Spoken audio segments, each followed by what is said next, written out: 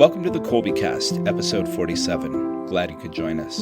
In this episode, the cast welcomes two members of the Colby team, Kelly Powers and Chris Bates. The crew talks about food and the lessons that can be learned by spending meaningful time in the kitchen. As always, feel free to drop us a line at podcast@colby.org. Enjoy the show. Hi there, I'm Bonnie, liturgical musician, popcorn and podcast fanatic, and Colby homeschooling mom to four lads and lasses of middle and high school age. And I'm Hope, Bonnie's younger sister and a Colby alumna in a phase of life after being a student, but before becoming a parent. I studied communication theory and philosophy in college, then I went to law school. Now I'm an attorney, an avid home cook, and the fun aunt to Bonnie's kids. Welcome back to the Colby Cast. Kelly Powers, mathematics department chair, and Chris Bates, one of our advisors. Both of you Colby homeschooling moms as well. Thanks so much for coming back to visit with us. Thanks for having us. Yes, delighted to be here. We are excited to have both of you here today to talk about one of my favorite things, which is kids in the kitchen and cooking, the creativity and the independence and the attention to detail and just the generosity of sharing food and skills that kids can develop in the kitchen, and just the fun and the joy that they can find of it. As I say in our introduction to the podcast, I'm an avid home cook. I got started cooking quite a bit when I was about 14 and have kept going ever since then. But I was in the kitchen even before then, helping our mom, and Bonnie has had her kids in the kitchen for as long as I can remember. So it's just really something that we enjoy, and we know from your backgrounds you enjoy it too, and so figured we could have a conversation about it. So that's a wide open topic, nothing really specific to get us started, just kind of what do you like about cooking in general or with kids? So I love all things food, unless it's cilantro and coconut, which I call the two evil C's. And I do not acknowledge any foods that involve the evil C's. Other than that, for the most part, I'm in. So I'm with you. My love of food started young. My mom was a working mom, and so I got the responsibility a lot of times of putting the family dinner together. And then I just started to cook for people, and people are so happy when you cook for them. And just seeing that joy. So, I mean, I can't even count the number of batches of brownies I made during high school, because people would be so excited when I would show up with brownies. Like, who wouldn't want that excitement? And just kind of baking is much more my passion. It involves chocolate, which is my passion. And over the years, I have developed a weird obsession with cooking things that look like other things. So my husband's favorite dish that I make is my Santa pizza. Every single year, I create a pizza that looks like the shape of Santa, and I use garlic breadsticks for his beard, and he has a pepperoni hat. And so I remember one year I built the resurrection scene out of scrambled eggs and pancakes. And like you rolled away the open, the hard-boiled egg for the empty tomb. And I even had like a little angel up on the top that was watching the scene. The kids were like, what is this? So I have a little bit of an obsession of getting creative. And I would say that food is not only my love, and it's also kind of my art form. That is awesome. Right on. The possibilities are endless, and anything that involves pizza, I'm there for. So. Well, and that beautiful presentation and fun and unexpected presentation. Your first Santa pizza, how did the inspiration strike for that? How were you standing there thinking, I'm going to make this Santa? How'd that come to be? I don't even remember. Well, I think actually it started with every single year I make a huge fruit turkey. And I take a Bartlett pear, and that's his body. And then I take every type of fruit I can make, and I make this massive, design of all of his feathers and everything. And so I think after several years of making the fruit turkey, somebody was like, well, you need one big item for Christmas. And so I was like, and I think that's kind of where Santa pizza kind of came from. And my husband loves pizza. So every year he encourages me to make a new. So this year I now have a teenager. So it was Santa and Mrs. Claus pizza. Because if we just made Santa pizza, the rest of us weren't going to get to eat, thanks to him. But since then, I've made an Easter egg pizza, and I've made a turkey pizza. And I mainly stick to holidays that I'm not teaching. So you'll notice it's all circled around the school breaks. So like there was no, there's no random holidays that are right there in the middle. We don't get to celebrate those with pizza. I don't know. At this point, I've been making it for so long, I can't really tell you kind of where it came from. But every year, like that is like their highlight. Like that's how we kick off Christmas break. So as soon as mom's left schoolwork and actually has time for other things. Sure, that's the signal. The holiday has begun. Yes. The fun food comes out. Nice. What about you, Chris? Well, unlike the rest of you, I didn't spend a whole lot of time in the kitchen with my mom. My mom loved to cook. She made these beautifully elegant meals for everyone. So we were definitely a meat and potatoes kind of family. We always had some sort of meat, some sort of potato, and something else. The holidays were gigantic. She would put on the whole spread, hors d'oeuvres and everything. My experience in the kitchen growing up was cookies. That's the one thing I could make, or brownies out of the box. So when I went to college, it was ramen noodles. That was it. My specialty. I could make ramen noodles and cookies. So I was on my own, learning how to cook. I remember going to the grocery store the first time, looking for a garlic clove. And I had no idea what this garlic clove was going to look like. And I just have this horrible memory of walking through the produce section and being mortified, asking my friend, "What is a garlic clove? I don't know." And these adults were looking at me like, "What on earth?" Obviously, since then I've grown, and I think all of our children, they can identify all the different food items, even most of the spices in our kitchen. I love to cook. It's mostly I don't do a whole lot of baking, but I do a lot of cooking. Love to cook. And Kelly, I love coconuts. I use it. I've got it in my dinner sitting on the stove. I know it's not for everyone, but I actually I made a sweet potato casserole. And it's savory. I use like almost Thanksgiving style seasoning with oregano and thyme, but I cream it with coconut cream, the top half of that coconut can. So I do a lot of cooking with canned coconut, and like if I'm going to bread chicken, I bread it with shredded coconut, the unsweetened big flakes, and I shred them. I know, isn't that? Kelly's like, no, this is horrible. Chris, you and I can stick together, because when Kelly said cilantro, Bonnie's face was like, I'm out. She hates cilantro. I'm with Kelly on that I love one. it. The cilantro, no cilantro. I use a lot of coconut, not for the flavor so much, but coconut oil and unsweetened coconut flakes to throw into granola and things like that. But cilantro, I stay far away from. Yeah. Nice. And I do bring the kids in with me all the time. They're constantly curious. They're all stirrers.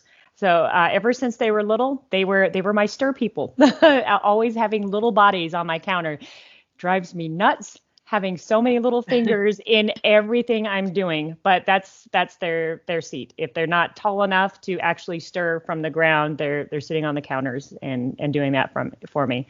And once they were all tall enough to reach the control panel in the oven, that's when they're allowed to start cooking for themselves.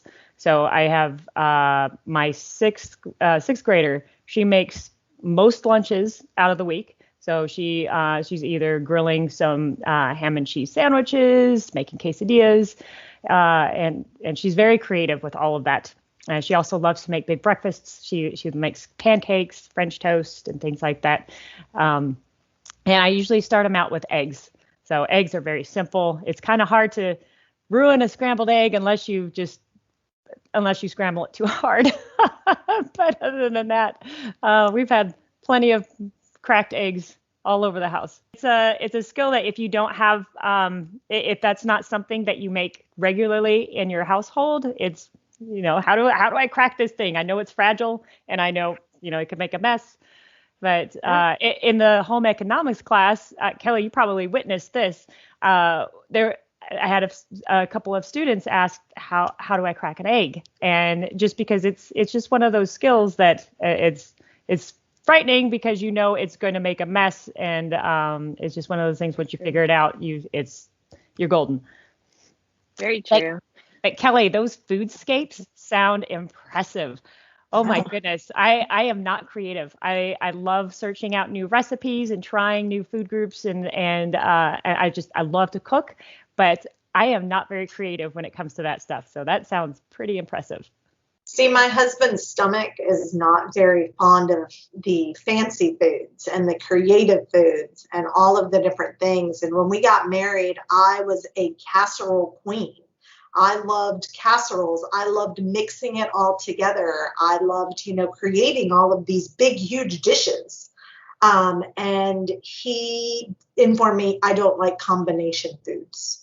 So I had to find a different way to go about cooking. And, so it's you talk about meat and potatoes. I mean, it's the meat on one part of the plate and the starch on the other part of the plate and the salad on the other part of the plate. And that's pretty much what the Powers family dinner plate looks like every single night. I mean, it's just a matter of, tonight it was like chicken, diced up avocado, a salad, and casserole. Like, that was your plate. Yeah.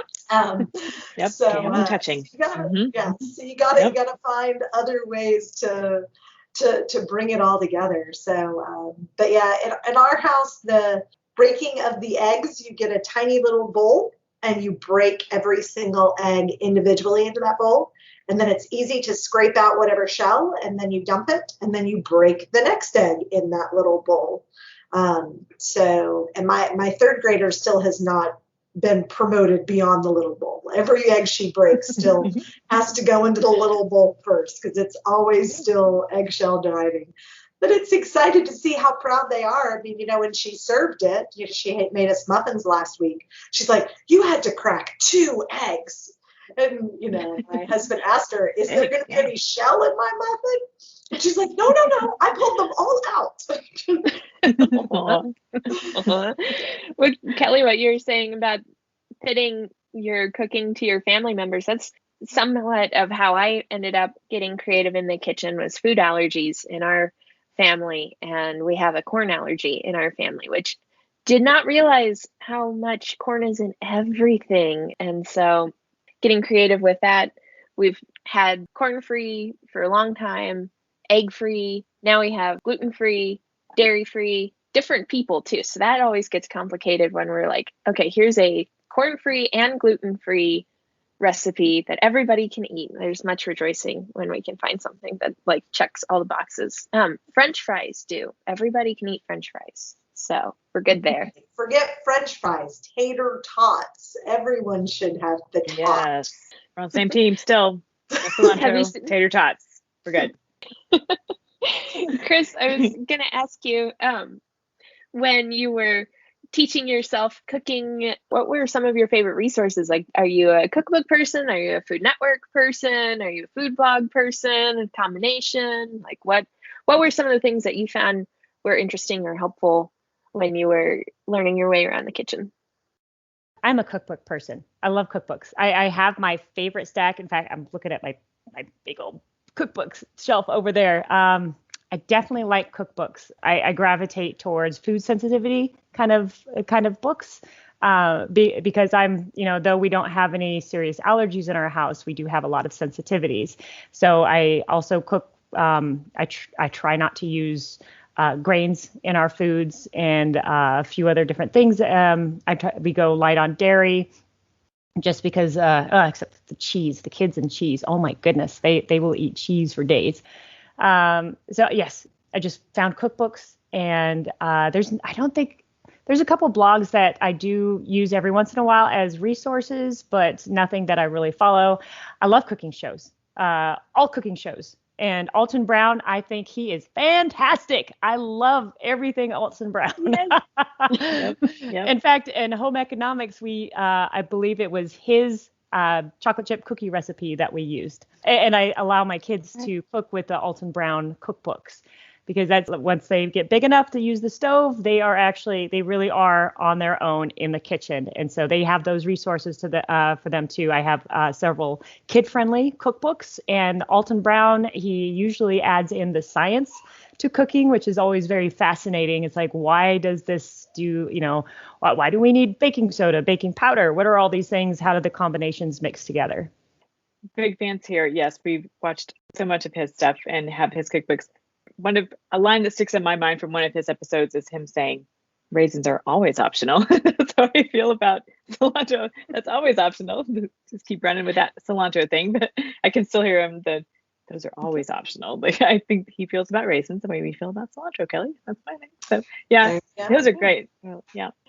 Yeah. And Chris, you mentioned the Home Ec Club. I was going to ask more about how that's going. I know you mentioned it when we were able to talk with you and your husband, John, on an earlier episode. How's it been going since then? How's everything? Home Ec Club is going, it's fantastic. So we did start a club out with a bang with our cookie making. So they were all, I took a poll. That was what they wanted to do. So I know that it was a big hit. They had a blast. Since then, we've done some weaving. We've been sewing an apron. So there's a wide range of sewing skills in there. So I think it's been good. Everyone's getting their taste of how to put an entire project together and the many, many steps that goes into that. And next, we are actually tackling pasta, homemade pasta.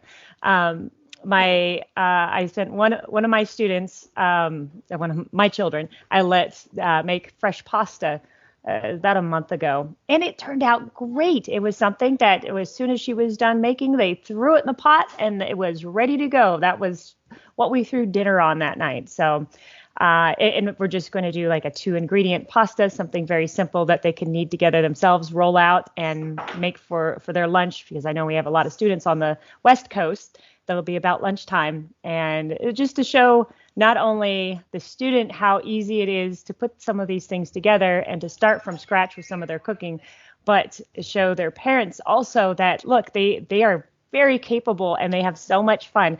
And I know one of you mentioned earlier their independence with cooking is that pride and that confidence that they feel when they've created something. It's a blessing to watch and to see. I will tell you, my daughter is taking the home economics class, and she is absolutely loving it. We've also gotten an awesome opportunity to learn about the beauty of fractions, as that when we made that cookie recipe, it said 1/4 salt, and she did not understand the concept of units and put in 1/4 a cup of salt instead of 1/4 a teaspoon of salt. Luckily, I was able to discover this before any of us ate the cookies, and we started again and tried it again. But she is so pumped about this pasta thing, because I told her, I was like, I've never made my own pasta. So the fact that she is about to make something that her mother, who spends a lot of time in the kitchen, has never tackled, like she's on cloud 9, just the idea of it, and cannot wait to come back and make pasta in home ec class. So the kids are having a great experience as well as you are. So many neat ideas. I'm impressed with all of you who are working with flour, like Kelly with your baking and Chris with the pasta. And I know Bonnie does a lot of baking. I'm more like you, Chris, I do lots of cooking, but I like to mess with things. Like, I like to see the way that vegetables change as you saute them, or I usually will make a gigantic pot of bolognese and freeze it and work on that for a month or two. And I like to be able to mess with things, and I just get flour all over the counter. And I also don't really like just like stirring something together and then sticking it in the oven and walking away from it. I don't have the opportunity to mess with it. So I'm always impressed with people who don't cover their kitchens in flour when they cook with it, and also have the patience to make the things that I definitely enjoy eating, like those brownies that you mentioned, Kelly. Those sound fantastic. I'll make dinner. You can bring dessert. How about that? Dessert is my passion and my place. I will tell you, the trick to flour is a clean dish rag. Nothing gets mixed in my house if it does not have over the top a clean dish rag over the KitchenAid. We do not hit the on button on the KitchenAid unless there is a clean towel on top of it. Because yes, it will go woo everywhere, right? So that's your trick to avoiding flouring your kitchen. And then, I'm like, okay, now you can peek, and if it looks like it's mostly mixed, we can take the towel off so you can watch it. But I learned that lesson once Celia really started. My oldest has had no interest, and he has interest in eating everything that comes out of the kitchen, but cooking things in the kitchen is not his passion. So I didn't really get a chance to learn the art of cooking with children until Celia Mary came along. So yes, definitely get yourself a clean dish towel, and then you too can bake all the yummy things. I think that's a good point. The mess factor can be really a barrier to embarking on one of these projects, right? I certainly can relate to that. When ours were young, it's a very similar experience. It sounds like Chris to ours. We did a lot in the kitchen as something to do. What are we going to do? Well, let's bake something. Let's either read something or bake something. Those were pretty much my go-to projects. So mixing stuff, and everybody was in on it. And we've hit the point now where it kind of works better at our house if people have their own projects. But the mess factor for sure can be something like, how much do I really want to take this on? How much mess am I willing to deal with later? I'm really not one to roll out cookies or something about that. I love to bake too with them, but more like the drop cookies or brownies or cookie cake or something like that. Not roll out stuff. I'm just not. I don't know. And the egg cracking thing too. I might be a little bit of a micromanager with the egg cracking. I'll just say that, like, crack it on the side of the bowl or crack it on the counter where it's not going to anyway, I have my little ways of trying to minimize the egg mess, but really that's part of the process too. And now we're working more on cleaning up after making the project. It's great to learn how to put it all together. And then there's the cleanup. That's part of the deal. So it's very handy to have folks who can fix stuff for themselves and others. I think that's all being at home together all day, working on our homeschool subjects and just living life together day in, day out, for them to be able to do that for themselves rather than us having to shift gears and go prepare the meal for everybody. That's such a huge help. And it's not lost on me that my people can, for the most part, procure simple meals, at least for themselves. It's fairly recent, so I'm very appreciative of that. But yeah, we've had a range of specialties here, of starting with scrambled eggs and cookies. I actually didn't really grow up cooking. And similar to Chris, when I went to college and lived in an apartment, I think I pretty much existed on pasta with Parmesan cheese. I made a lot of pasta. I didn't really cook much either. I might have baked a little bit, but not too much. I didn't really cook very much until I met my husband. And then the cooking and baking have really come along since kids, I think. So everybody's pretty comfortable in the kitchen. Kelly, do you have other tips on like the clean dish towel? I love that. I would not have thought of that. I don't know what other tips I have. I will tell you though, in our house, food has always been service. And I feel like that is a huge element of not only getting kids in the kitchen, but also helping them learn the act of serving others. Cooking for the sick, cooking for the needy. Every single January, our church with the youth group does a huge sandwich making drive. And this year, of course, with COVID, it looked very different. And so we ended up having to saran wrap our kitchen table and go mask and gloved up. And every teenager got to recreate it in their own little space to still be able to get these sandwiches out to the needy. So food has always been all about service. And many, many years ago, the kids brought home, the little Catholic Relief Services box that you get from Religious Ed, right? And you're supposed to fill the coins. And then my kids went to a different preschool. So the preschool also sent home a box.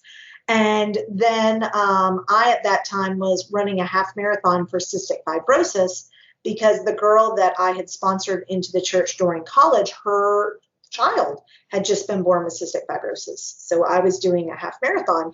And so we had all of these fundraising activities all together. And I was like, how are we ever going to raise money for all of these great causes at once? And, asked God a question and he's got an answer. So walked into my pantry, opened up the door, and on the side of the sugar is, you should hold a bake sale. And I was like, a bake sale? What? And I was like, well, I bake. All right, fine. And what turned into this, like, okay, let's see if we can try it, just started all of these people that I had been cooking those brownies, and I'm not a cookie person. I make truffles. That's my specialty, actually. So all these people that had been having my baked goods for all these years, I put out signs. I sent out emails. I did Facebook posts. Kelly Powers is holding a bake sale. Come. And everybody was like, is your strawberry bread going to be there? I was like, absolutely. Your truffles? Like, they were like, we're in. You let us down. So we spent all of Lent baking. We baked everything. We froze all the truffles. We made all the breads right before. We made my homemade strawberry jam. We made my homemade strawberry bacon jam. Like, we did all of it. And the Palm Sunday, we laid out a table in the front yard. And that first year, I think we made $600 to $700 at our bake sale. Wow. And it was the coolest moment ever. So yes, this would have been, Celia Mary was 2, so Xavier would have been 7.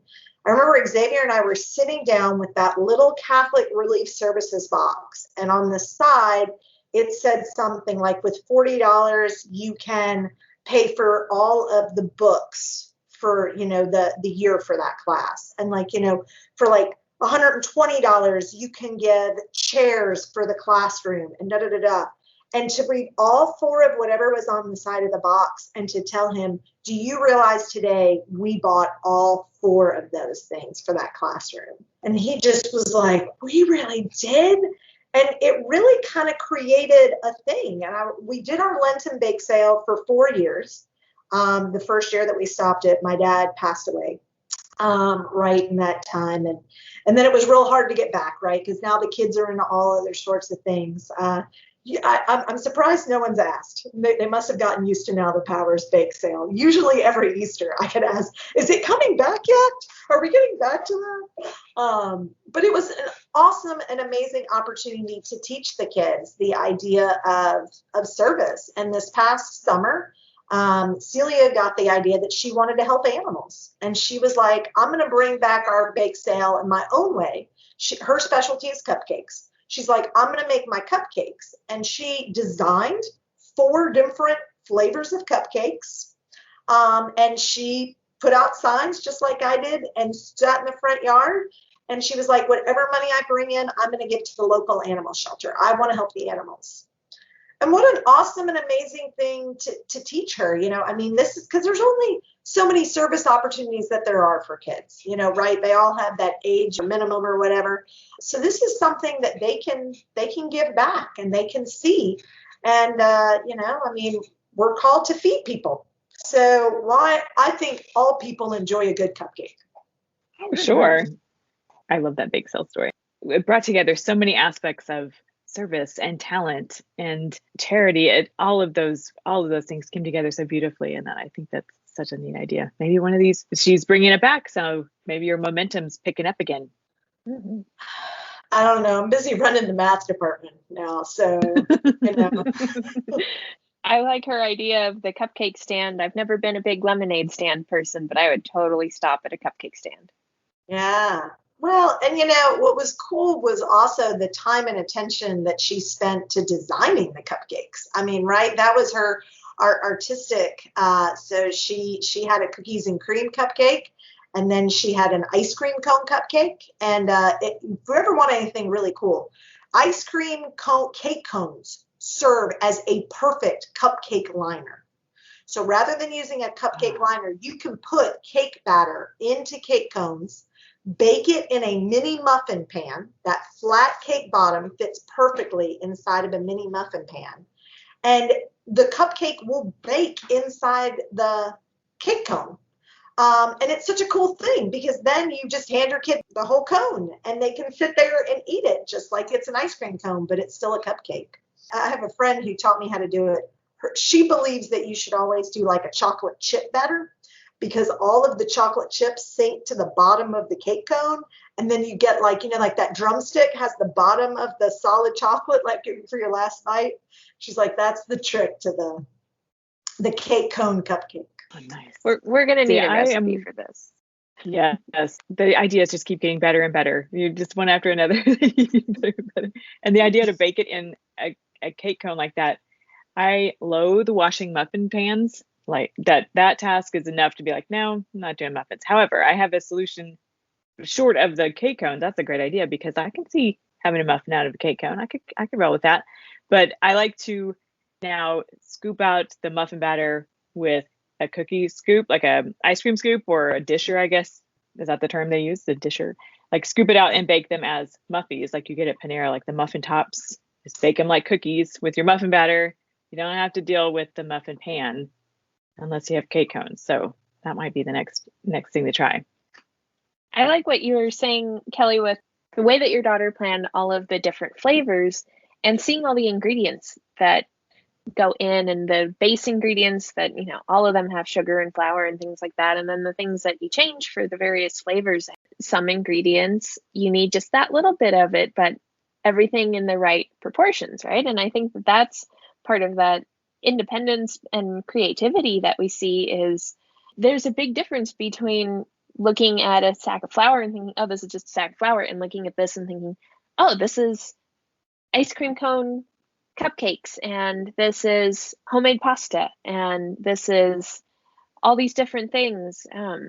That's what I like is a lot of the same basic ingredients, but then mixing them with various things to reach all sorts of different results. My son feels that way about sauteing. So as I said, he's not one to be in the kitchen, but he will tell you, I can saute anything. And he thinks it's so cool, the amount of things that you can make via sauteing. Like he can make a pot of vegetables, right? He can make scrambled eggs. His favorite thing to saute is meatballs into sauce.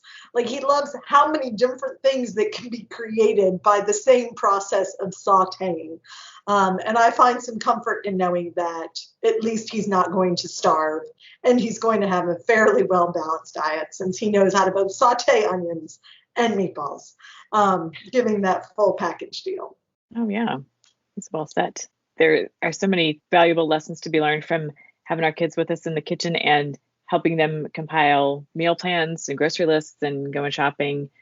So I think it's been a great activity just for us to be together doing and building up their own recipe box in their mind, or even if they compile one, we have a big 3-ring binder that we compile recipes in, and now they know their way around that and find their specialties. One of them makes a dipping spice blend similar to one we found at an Italian restaurant way long time ago, Carrabba's, if anyone's familiar with it. They would set this blend of dipping spices on the table with olive oil. And so but we found a copycat recipe. And so now one of our kids keeps us supplied with that. And we have that on hand.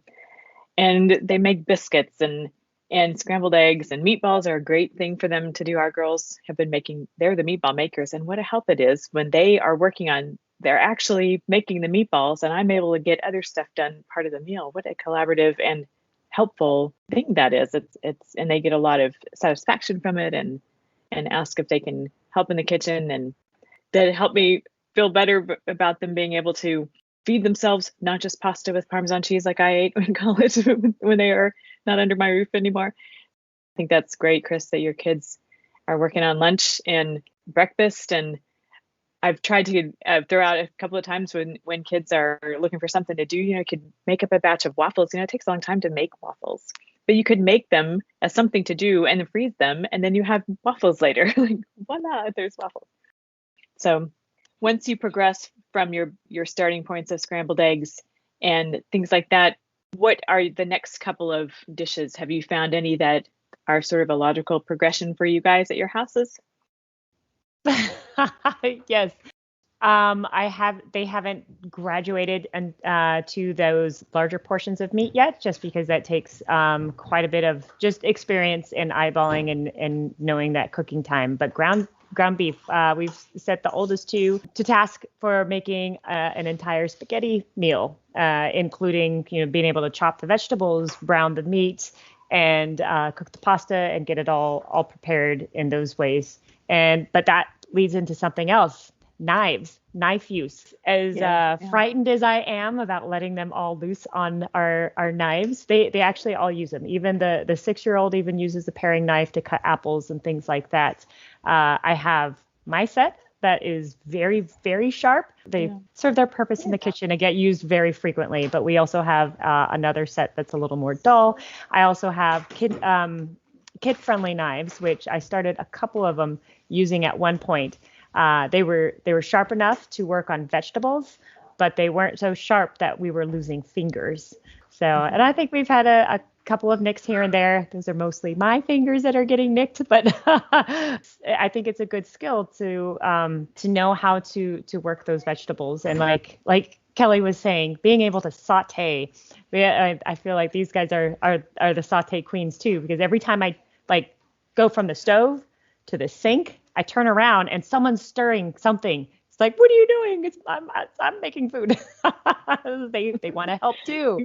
Everyone wants to help, and that's great. And they're not going to get that experience without just being let in there and to make that mess that we were talking about. To get back to that, the rule is in this house: if you use my kitchen, you clean my kitchen, and that means appliances, countertops, and floors, because there is, like Kelly, flour everywhere, always flour. Even if they're not using flour, there's flour. Fair enough. Yep. That is kind of the natural progression. It's like eggs, ground meat, vegetables, being able to cut, prepare, and kind of stage it ready for cooking, and then cooking things that can be sauteed, like ground meats. I'm so glad that you brought up the safety side of it, because cooking with knives and with working around stoves and ovens and things like that is this great opportunity to learn a healthy interaction with these things that merit some respect for the damage that they can cause, but are also very constructive when used properly. And I remember, kind of like you were saying about your younger ones with your paring knives, I remember our mom used to give me the tops of celery stalk with her smallest knife and let me just practice on the celery tops and different things like that. And then you mentioned your set of knives. It's very sharp.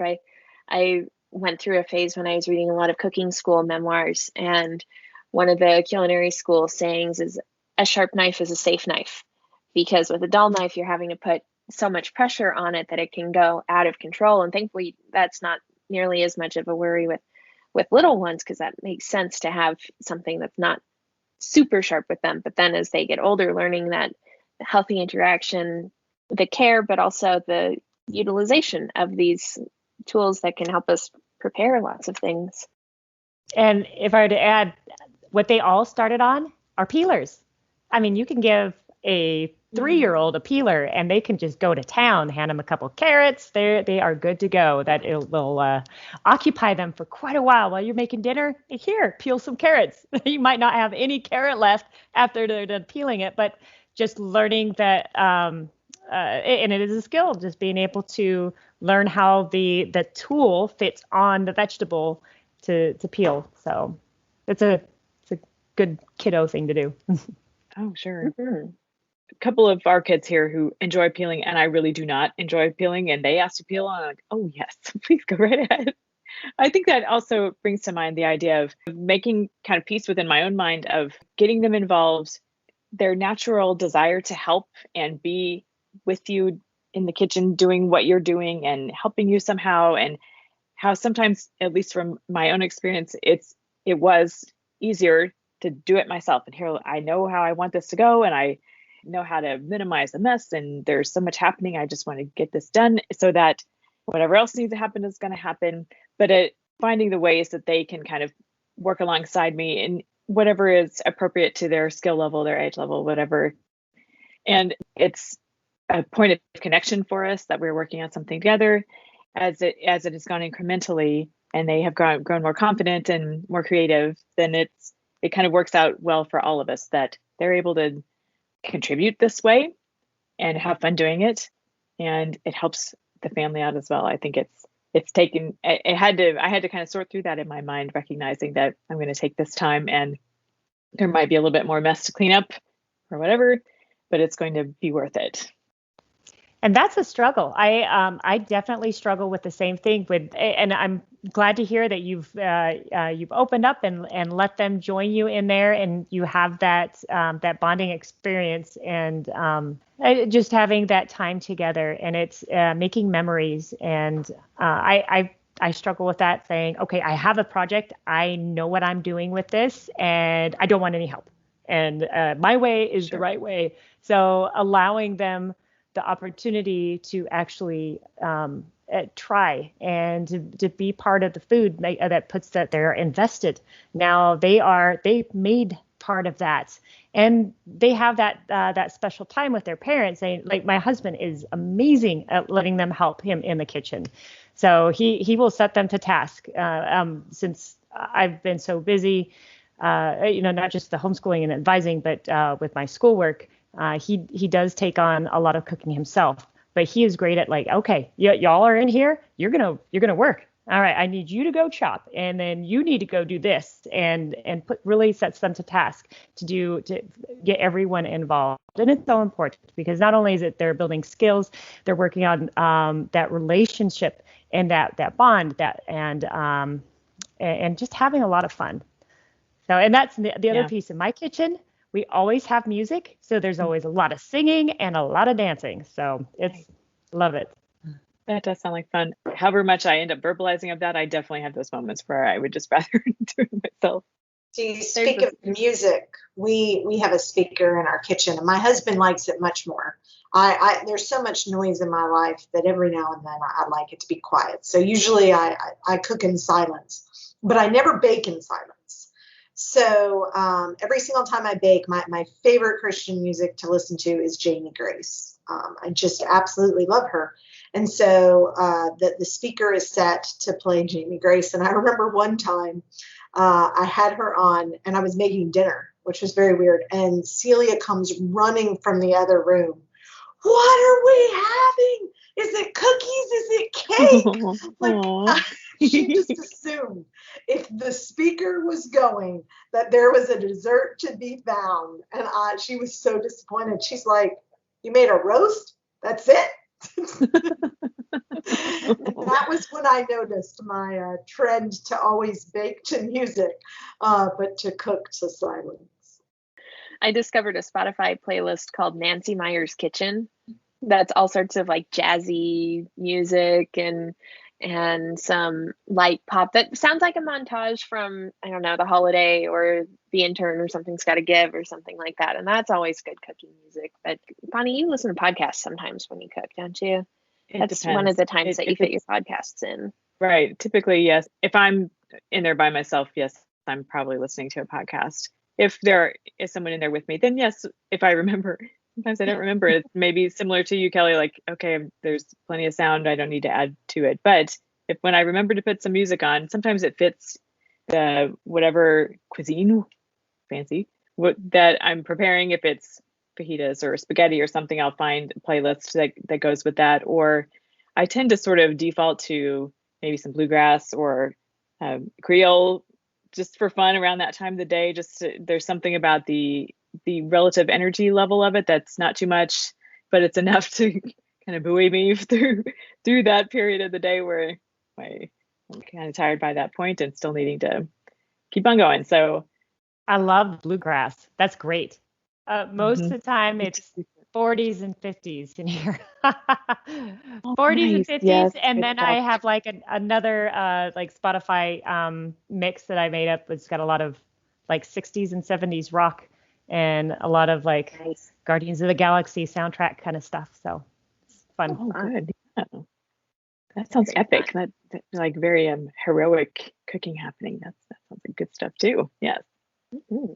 And when you guys are talking about the relationships that develop in the kitchen. I wanted to name the episode this, and so I have to fit it in here because normally the titles are more organic than this, but I really like the Teresa Avila quote about God walks among the pots and pans. So I had to get that one in there because I wanted to call this episode Among the Pots and Pans. So God walks among the pots and pans, and then the relationships get formed between them. I love that. That's beautiful.